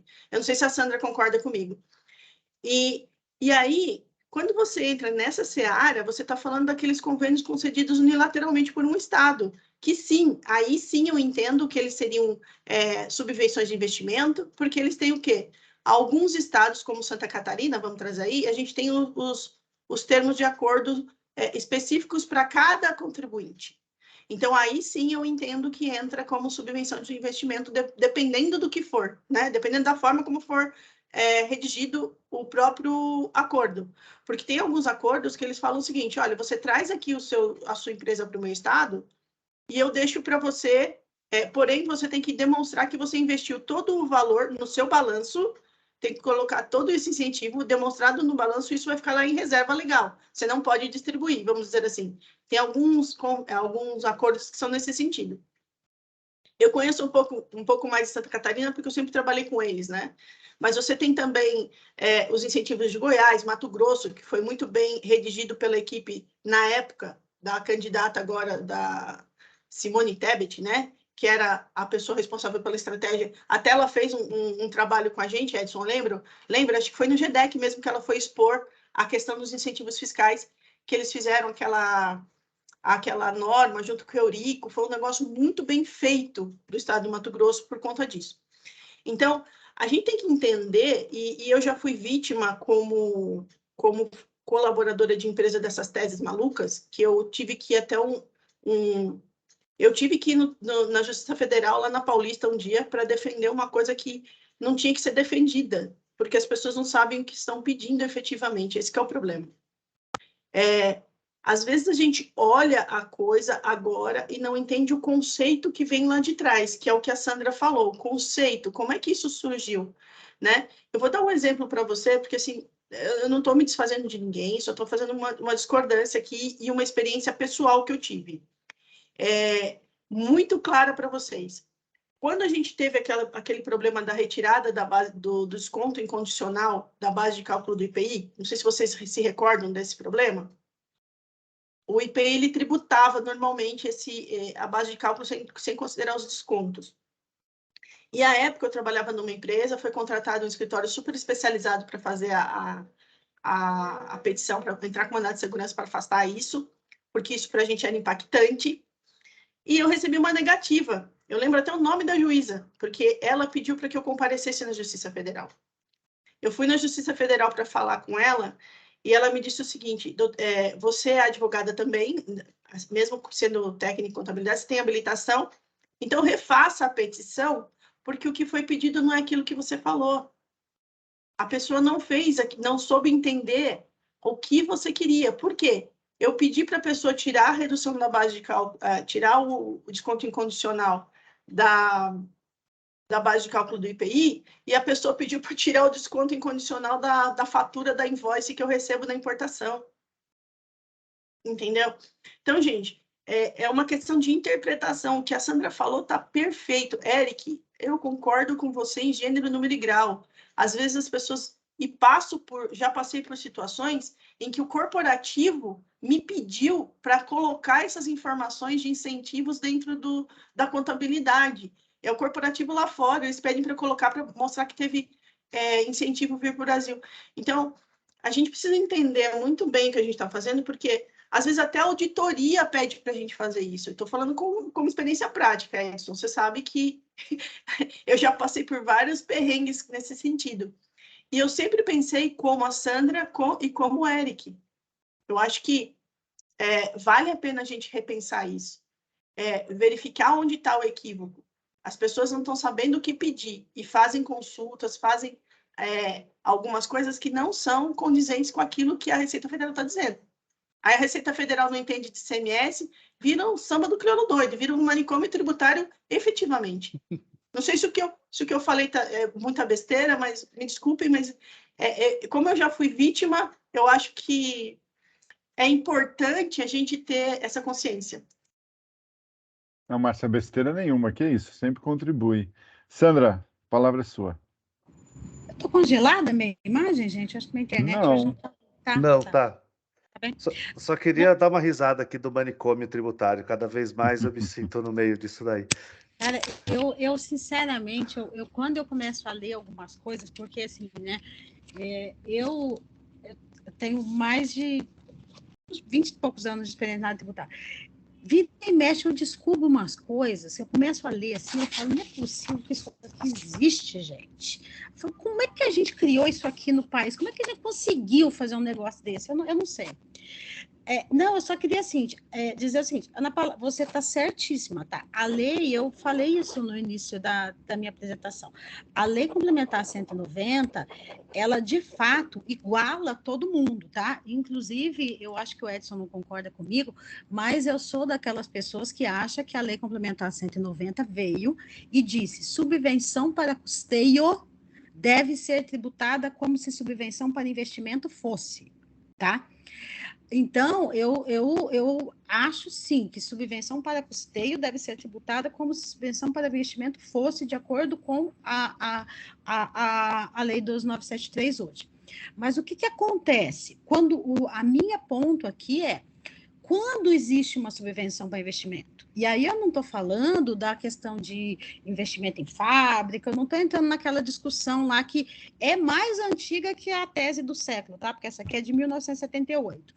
Eu estou entrando no quem é o beneficiário da subvenção para investimento. Por quê? Que uma isenção, que uma imunidade, que tudo isso é algum tipo de benefício fiscal, um incentivo fiscal, todos nós concordamos que é, né? Acontece que e aí vou tomar aqui a liberdade de falar do ponto de vista contábil, você está olhando ali do ponto de vista da entidade para fazer os seus registros, tá? Então, aquela definição de subvenção governamental do CPC 07 não é uma definição de incentivos fiscais para toda e qualquer pessoa que existir no Brasil. Entendeu? É óbvio que imunidade para livros é benefício fiscal, imunidade para isso é benefício fiscal, ninguém tem dúvida disso. Agora, eu, empresa, preciso registrar no meu balanço o que é subvenção governamental para mim. E aí, eu tenho que analisar o que é subvenção governamental para mim, não para quem é em geral. A Lei Complementar 190, ela tem uma visão de benefícios fiscais em geral. E por quê? Justamente porque o caso da Márcia falou. Como a intenção da Lei Complementar 190 era acabar com a guerra fiscal, o que foi feito era dizer o seguinte, gente, tudo aí que vocês estão fazendo, e a gente sabe que no Brasil tem benefício com nome que a gente sequer vai imaginar aqui, tudo isso aí, vamos acabar com essa guerra disso aí, tá? E aí eles foram lá e listaram na lei complementar tudo que passou na cabeça deles como possível incentivo fiscal, que é incentivo fiscal. Ninguém está discutindo que isenção não é incentivo fiscal, que redução de base de cálculo não é incentivo fiscal. É claro que é, entendeu? Acontece que ele é um incentivo fiscal para uma determinada cadeia de comercialização, ele é um incentivo fiscal para determinada região, para determinado setor, enfim. Cada benefício fiscal tem uma razão de ser e tem um beneficiário, né? E, no caso da subvenção governamental para fins contábeis, a empresa registra aquilo que ela é beneficiária. E ela vai excluir do lucro dela aquilo que afetou o lucro dela. Então, não, o meu ponto não é o conceito de incentivo, porque eu não tenho dúvida de que redução de base de cálculo e isenção é incentivo fiscal. O meu ponto não é a Lei Complementar 190, obviamente, e na minha opinião, ela inclusive dispensa para o custeio. A questão é que eu vejo que, e aí também não estou generalizando toda a isenção e redução de base de cálculo, porque é óbvio que eu não conheço todas. O que eu estou dizendo é que tem que se olhar cada empresa, cada situação e ver quem foi o beneficiário daquela subvenção. Por quê? Como o Edson disse, a contabilidade, ela realmente não vai definir o fato gerador, mas se não existe na contabilidade, muito provavelmente não houve repercussão econômica na empresa, porque senão a gente estaria dizendo aqui que as empresas fazem operações com repercussões econômicas, com benefícios econômicos que elas sequer registram. Isso não faz muito sentido. Então, se eu emito uma nota fiscal de 100, se o meu cliente paga 100, se aquele 100 está previsto em lei, e ele é aplicável para toda e qualquer situação, independente de ser eu vendedor, independente de ser Joãozinho, e a intenção daquele convênio é que o pãozinho lá na padaria saia mais barato, não sou eu que tenho benefício fiscal, é o cara que compra o pãozinho. Então, o meu ponto é nesse sentido. E, realmente, o PIS/COFINS, ele tem essa questão, aí a gente não vai discutir aqui se o PIS/COFINS é diretos ou indiretos, porque o fato é, sendo diretos ou indiretos, o STJ entende que é diretos. Tanto entende que é diretos que a gente está aí fazendo as nossas repetições de indébito da exclusão do ICMS da base de cálculo. E por quê? Porque ele independe, ele é com base na minha receita. O ICMS, não. O ICMS não existe discussão sobre isso. O ICMS é indireto. Então, é esse o meu ponto, quem é o beneficiário daquele incentivo que, sim, a lei complementar trouxe, entendeu? Era só isso, Eric, antes de seguir aqui, você consegue pôr aquela planilha rapidinho? Eu só queria falar 2 minutinhos sobre aquela sua tabelinha. Essa aqui? Só para a gente pensar. Isso. Ó, vejam, reparem só o seguinte, na minha opinião, esse cálculo, ele tem que começar um pouco antes. Por quê? Porque nós estamos colocando a receita ali, vamos imaginar que fosse uma única venda. Essa receita é uma única venda, uma única nota fiscal. Tem o mesmo preço com e sem incentivo, né? Então, se tem... isso pode ter diferença se eu, na hora de comparar, porque a minha formação de preço, ela tem que considerar o imposto ou não imposto. A minha nota fiscal, ela já é formada com o próprio ICMS. Então, quando eu vou comparar coisas, na minha opinião, teria que comparar o preço fixado dentro da administração financeira, dentro da contabilidade gerencial. Esse é meu preço.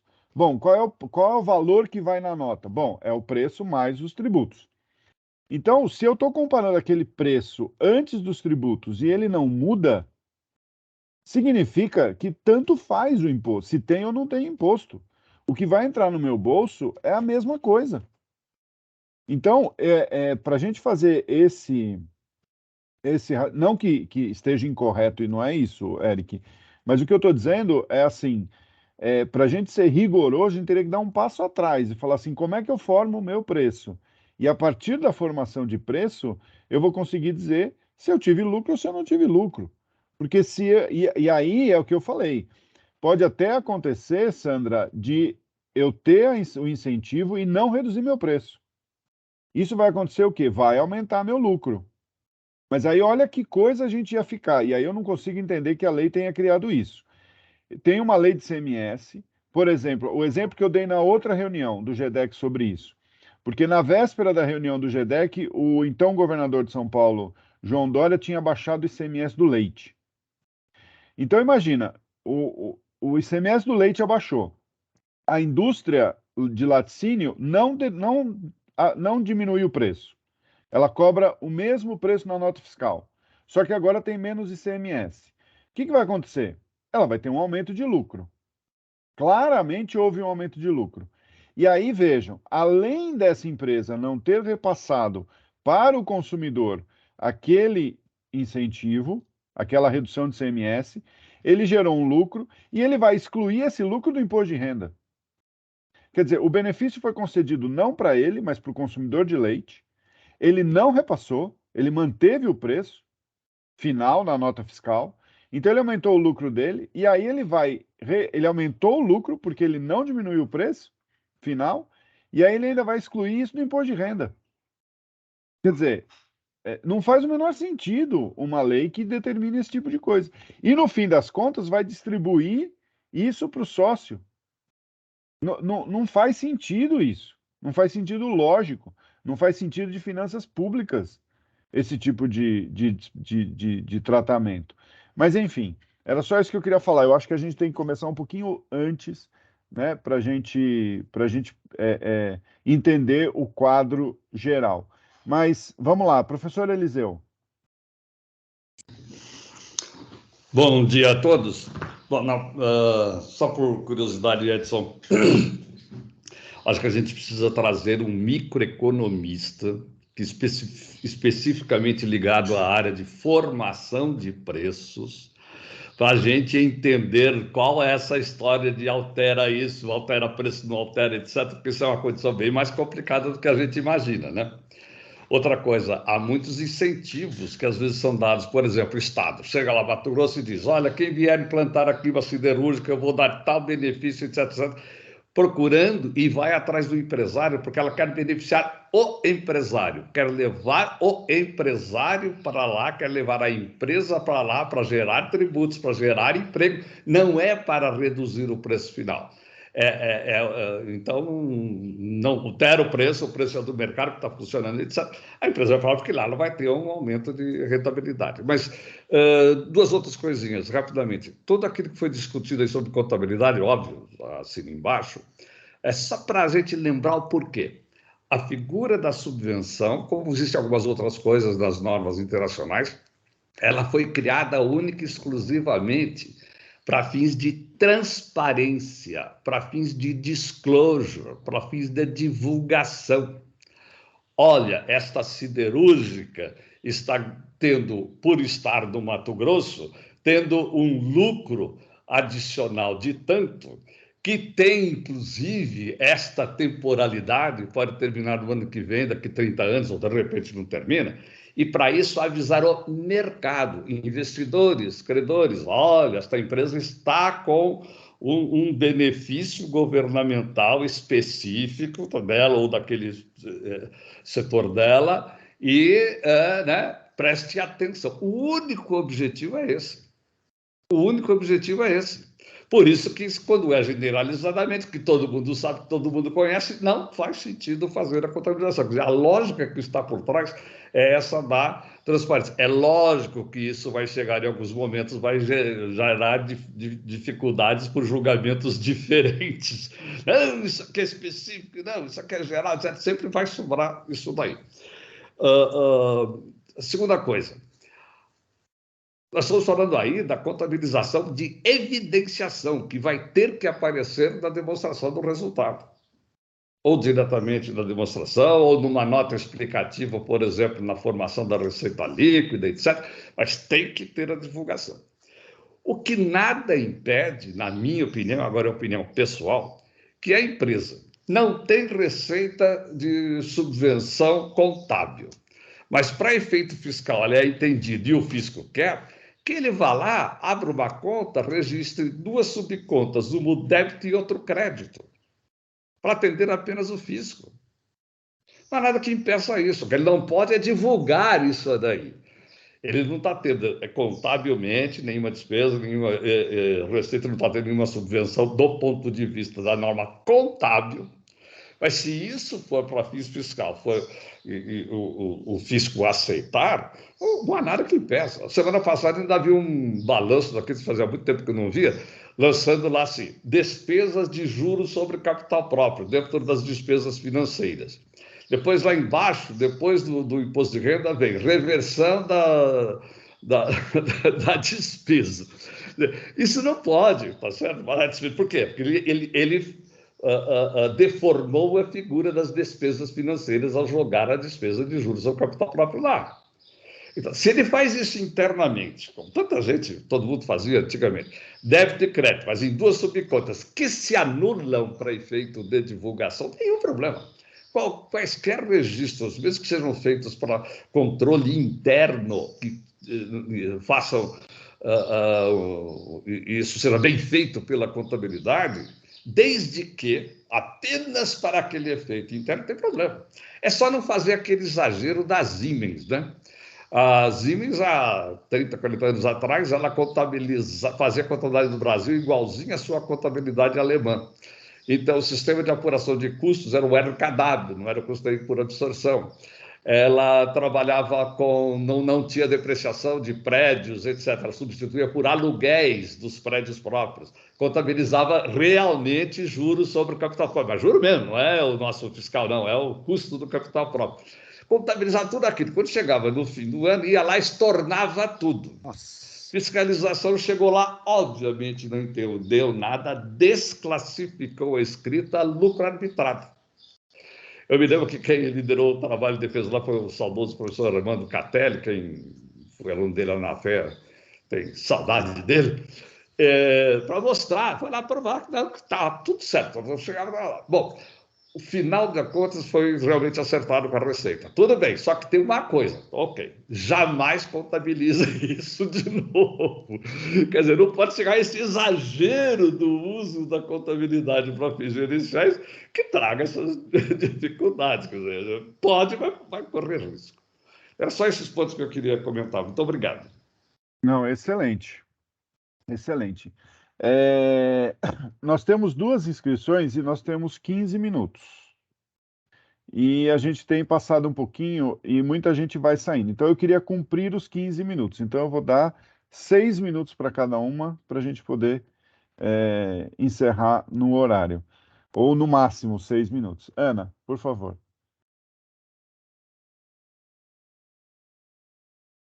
Devolve meu tempo aí, eu falei menos que 6. O Edson, na verdade, o que eu ia falar um pouco, o professor Eliseu já falou, que eu ia dizer que o objetivo realmente é a evidenciação, muitas vezes, né? E você também até abordou também um ponto que eu queria comentar sobre a questão da montagem desse preço de venda, né? Porque eu venho estudando aqui, eu já fiz alguns estudos para algumas empresas referente ao impacto dessas subvenções, e a conclusão que a gente chegou foi que as margens não mudavam, entendeu? Elas permaneciam a mesma, com ou sem subvenção, só que o investidor ele estava sendo ali prejudicado na distribuição de dividendos, né? Mas a minha análise ela foi feita lendo o CPC 07 e o próprio o IFRS 15, que fala de receitas com clientes, porque esses tributos, o IFRS 15 ele não trata como se fosse uma receita da empresa, né? Tanto que a primeira linha do DRE é a receita líquida dos tributos. A empresa é como se fosse um repassador, né? Eu lembro que quando tinha o CPC 30, ainda deu, a gente tinha que fazer uma nota explicativa abrindo, mais para fazer uma evidenciação, né, para fins tributários. Quer dizer, a gente ainda faz, né, essa abertura, né? Mas, em tese, a nossa receita líquida, a primeira linha, é ela deduzida já dos tributos, que o tributo não é receita aí da empresa, né? Ela pega isso e repassa ao governo. Então, muitas vezes, quando ela tem um benefício aí dentro, aí que vem essa análise, né?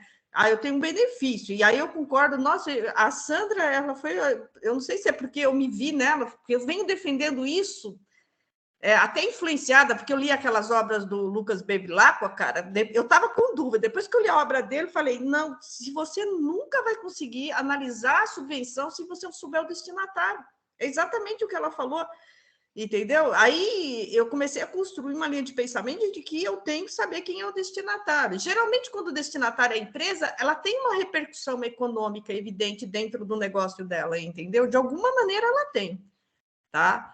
Então, esse pedacinho de ICMS aí, que nem de acordo com o IFRS 15, né, a gente tem que colocar ele na mesa, se houver, tipo, olha, eu trabalhei com muitas dessas subvenções, tinha umas subvenções dessa que a gente recebia até em dinheiro para financiar, por exemplo, construção.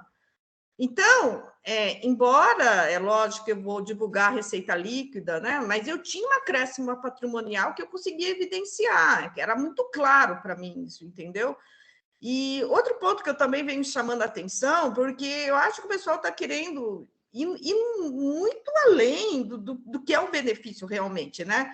E às vezes eu acho que a gente está... Outro ponto que eu venho batendo é que toda essa questão ela tem que ser analisada do ponto de vista contábil, que o professor Eliseu colocou bem, que isso aí depende muito...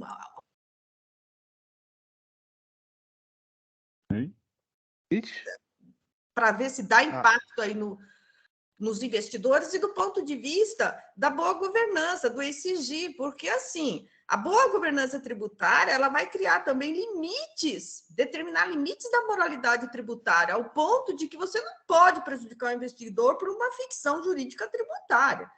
Então, a gente até caminha aí pelo ESG também, na questão da boa governança, né? Porque se você tem o direito fundamental, né, de brigar, né, quando você está sendo tributado indevidamente, mas também você tem o dever fundamental de pagar impostos e, principalmente, de não caminhar por exageros de ficção jurídica tributária ao ponto de você dar um impacto. Por exemplo, nos estudos que eu fiz aqui, eu trabalhei com muitas empresas de água, e realmente os investidores, eles tinham um impacto ali bem significativo, tá? Então, eu acho que tem que analisar dentro de todos esses pontos aí, tudo bem? É mais isso. Ótimo, Ana. Dentro dos 6 minutos. Vamos lá, Sandra. Não, eu não vou passar meus 6 minutos, não, porque eu vou fazer, na verdade, 2 comentários só.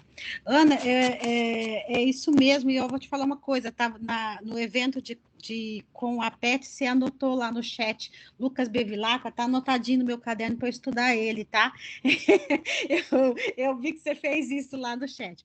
Na verdade, eu quero fazer uma pergunta para o Eric ou para o professor Eliseu. Eu vi que no CPC 07, na parte que ele está falando do imposto de renda, que ele está falando ali das áreas incentivadas, da Sudene e da Sudam, ele fala para o imposto ser registrado no bruto. E aí eu falei assim, né?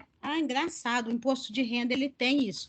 E aí eu fiquei pensando, será que é porque justamente o imposto de renda é um imposto direto? E aí faz sentido? Por que no imposto de renda tem a previsão de registrar pelo bruto quando tem uma redução de base de cálculo? Se vocês sabem isso, é uma dúvida de CPC mesmo, entendeu? Ô pai, você não quer responder essa daí, já que você estava lá? Aliás, né? O pai estava lá antes da rainha nascer, então você vê que ele está ganhando dela, né? Não fala assim dele, não, porque você sabe que uma das coisas que eu vou colocar no meu CV ainda é que eu já participei de várias reuniões com ele, né? Assim... Não, pior assim, agora deixa eu fazer uma declaração pública. Se não fosse esse moço aí, eu teria ido acompanhando a rainha juntinho. Tudo bem, vai, vocês não vão entender direito, mas é uma verdade, é uma verdade. Eu talvez não tenha entendido direitinho a sua... Lá no 38E do CPC 07, professor, tá, que é ali sobre que ele está falando do imposto de renda da área incentivada, tal. Sim. Ele fala para registrar pelo bruto. Aí eu queria entender se, quando foi feito o CPC 07 tal, se o que pensou foi justamente no imposto de renda lá da Sudam e da Sudene, o imposto de renda por ser diretos, enfim, nesse sentido. Veja, isso aí é uma adição tupiniquim, tá? Isso daí, obviamente, não existe lá, tá ok? É uma adição tupiniquim exatamente por causa destas circunstâncias. Tá correto? Imaginei, por causa do imposto de renda lá que a gente faz a redução, mas aí é imposto de renda, aí eu sou beneficiado, ninguém tem dúvida disso, né? É nesse sentido. Já que não acabou o tempo, você quer ver um negócio interessante? Você lê direitinho o CPC 07, se o governo fizer qualquer coisa com endividamento a taxas subsidiadas, e dentro daquela regra específica, etc., isso é diretamente o quê? Subvenção. O CPC recebeu carta até do Ministério das Relações Exteriores. Olha onde foi. Mencionando reunião com a Casa Civil, a documento está lá no CPC, na Presidência da República, pedindo para de forma nenhuma caracterizar os juros do BNDES, diferenciação com o valor que seria o valor, vamos supor, justo do juro. Na época, por uma razão, lembra daquela briga jurídica mundial entre Embraer e Bombardier? Uma das acusações da Bombardier era a figura de juros financiados por conta da Embraer. Bom, nessa nova não saiu nada, procura numa outra lá, interpretação, negócio qualquer, adoção do primeiro ano. Bom, tem alguma norma do CPC, que eu não me lembro agora, dizendo o seguinte, que nesses casos de tipo BNDES, etc., não dá para caracterizar a subvenção por absoluta ausência de mercado já que não há um mercado de longo prazo no Brasil. O único atuante é o BNDES, portanto, não há como fazer. Olha a saída política honrosa do CPC. E contabilidade é uma ciência exata, né? Desculpa. Não tem influência política. Não, de forma alguma. Isso não acontece. Bom, enfim, estamos então terminando. Eu queria só passar a última rodada, 1 minuto de considerações finais para a Bruna, para o Eric e para a Sandra. Bruna, por favor. Ai, muito legal, pessoal. Fiquei muito feliz em poder participar, como o professor falou.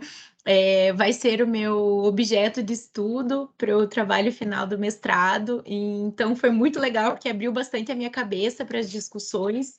E bem, uma das intenções ali que o professor até me sugeriu foi incluir no meu trabalho essa discussão dos conceitos contábeis de subvenção. E depois de tudo que vocês falaram, eu consegui compreender bem a importância disso e como vai ser essencial, né, para as conclusões sobre a matéria. Então, assim, eu até em razão ali do desenrolar, do entendimento do STJ e dos argumentos que o próprio ministro Mauro Campbell trouxe, mais voltados a esses conceitos, eu imagino que isso, sem sombra de dúvidas, vai ser essencial para o deslinde da controvérsia. Muito bom, tem bastante material, hein, Bruna? Valeu como 5 reuniões de orientação. Eric, por favor. Não, eu queria agradecer a participação, a presença de todos. Foi um evento muito legal. Mais um memorável, GDEC. E eu só queria fechar fazendo coro com a Ana, quando ela fala que isso é uma questão também de governança, né? Eu acho que tá tendo muita esticação de corda para gerar coisa, e essa esticação de corda tá indo também para o lado do reconhecimento de ativo, o pessoal gerando lucros maravilhosos com um negócio que sabe Deus o que vai virar. Então, eu acho que essa discussão ela está existindo uma boa parte por conta de exageros aí que talvez não estejam dentro dos mais perfeitos conceitos do ESG. Só queria fazer coro com a Ana em relação a isso. Obrigado, Eric. Pessoal, só para informar, o link para o artigo tão falado do Lucas Bevilacqua está no chat, para quem tiver interesse. Sandra, muito obrigado de novo e sua palavra final. Não, só para fechar nisso aí, eu não sou, assim, profisca em questão de subvenção, não, tá, gente? Pelo contrário, defendo o Pacto Federativo enquanto subvenção, defendo que subvenção para custeio foi igualada à subvenção para investimento, só que precisa existir subvenção, precisa existir acréscimo patrimonial para quem foi beneficiado. Não dá para toda e qualquer operação a gente dizer que houve subvenção, se ali, na verdade, houve uma operação comum. E aí essa questão de forçar, né? Eu acho que a questão aqui é que assim, a Receita Federal força para um lado de cá e o escritório de advocacia vão lá e fala, agora que ela fez isso, nós vamos puxar para lá. Ainda bem que é só nesse tema que acontece isso, né? Graças a Deus. Vamos ver quem se supera. Ainda bem que é só nesse caso. De resto, tá beleza. Então, bom dia e obrigada a todos. Bom, muito obrigado, excelente. Eu acho que até daria para a gente continuar discutindo aqui, mas ficam as provocações aí para nós pensarmos. Então, nós estamos em setembro, ainda temos. Em outubro, nos encontramos de novo. Muito obrigado a todos e até a próxima. Tchau, pessoal. Boa noite. Tchau.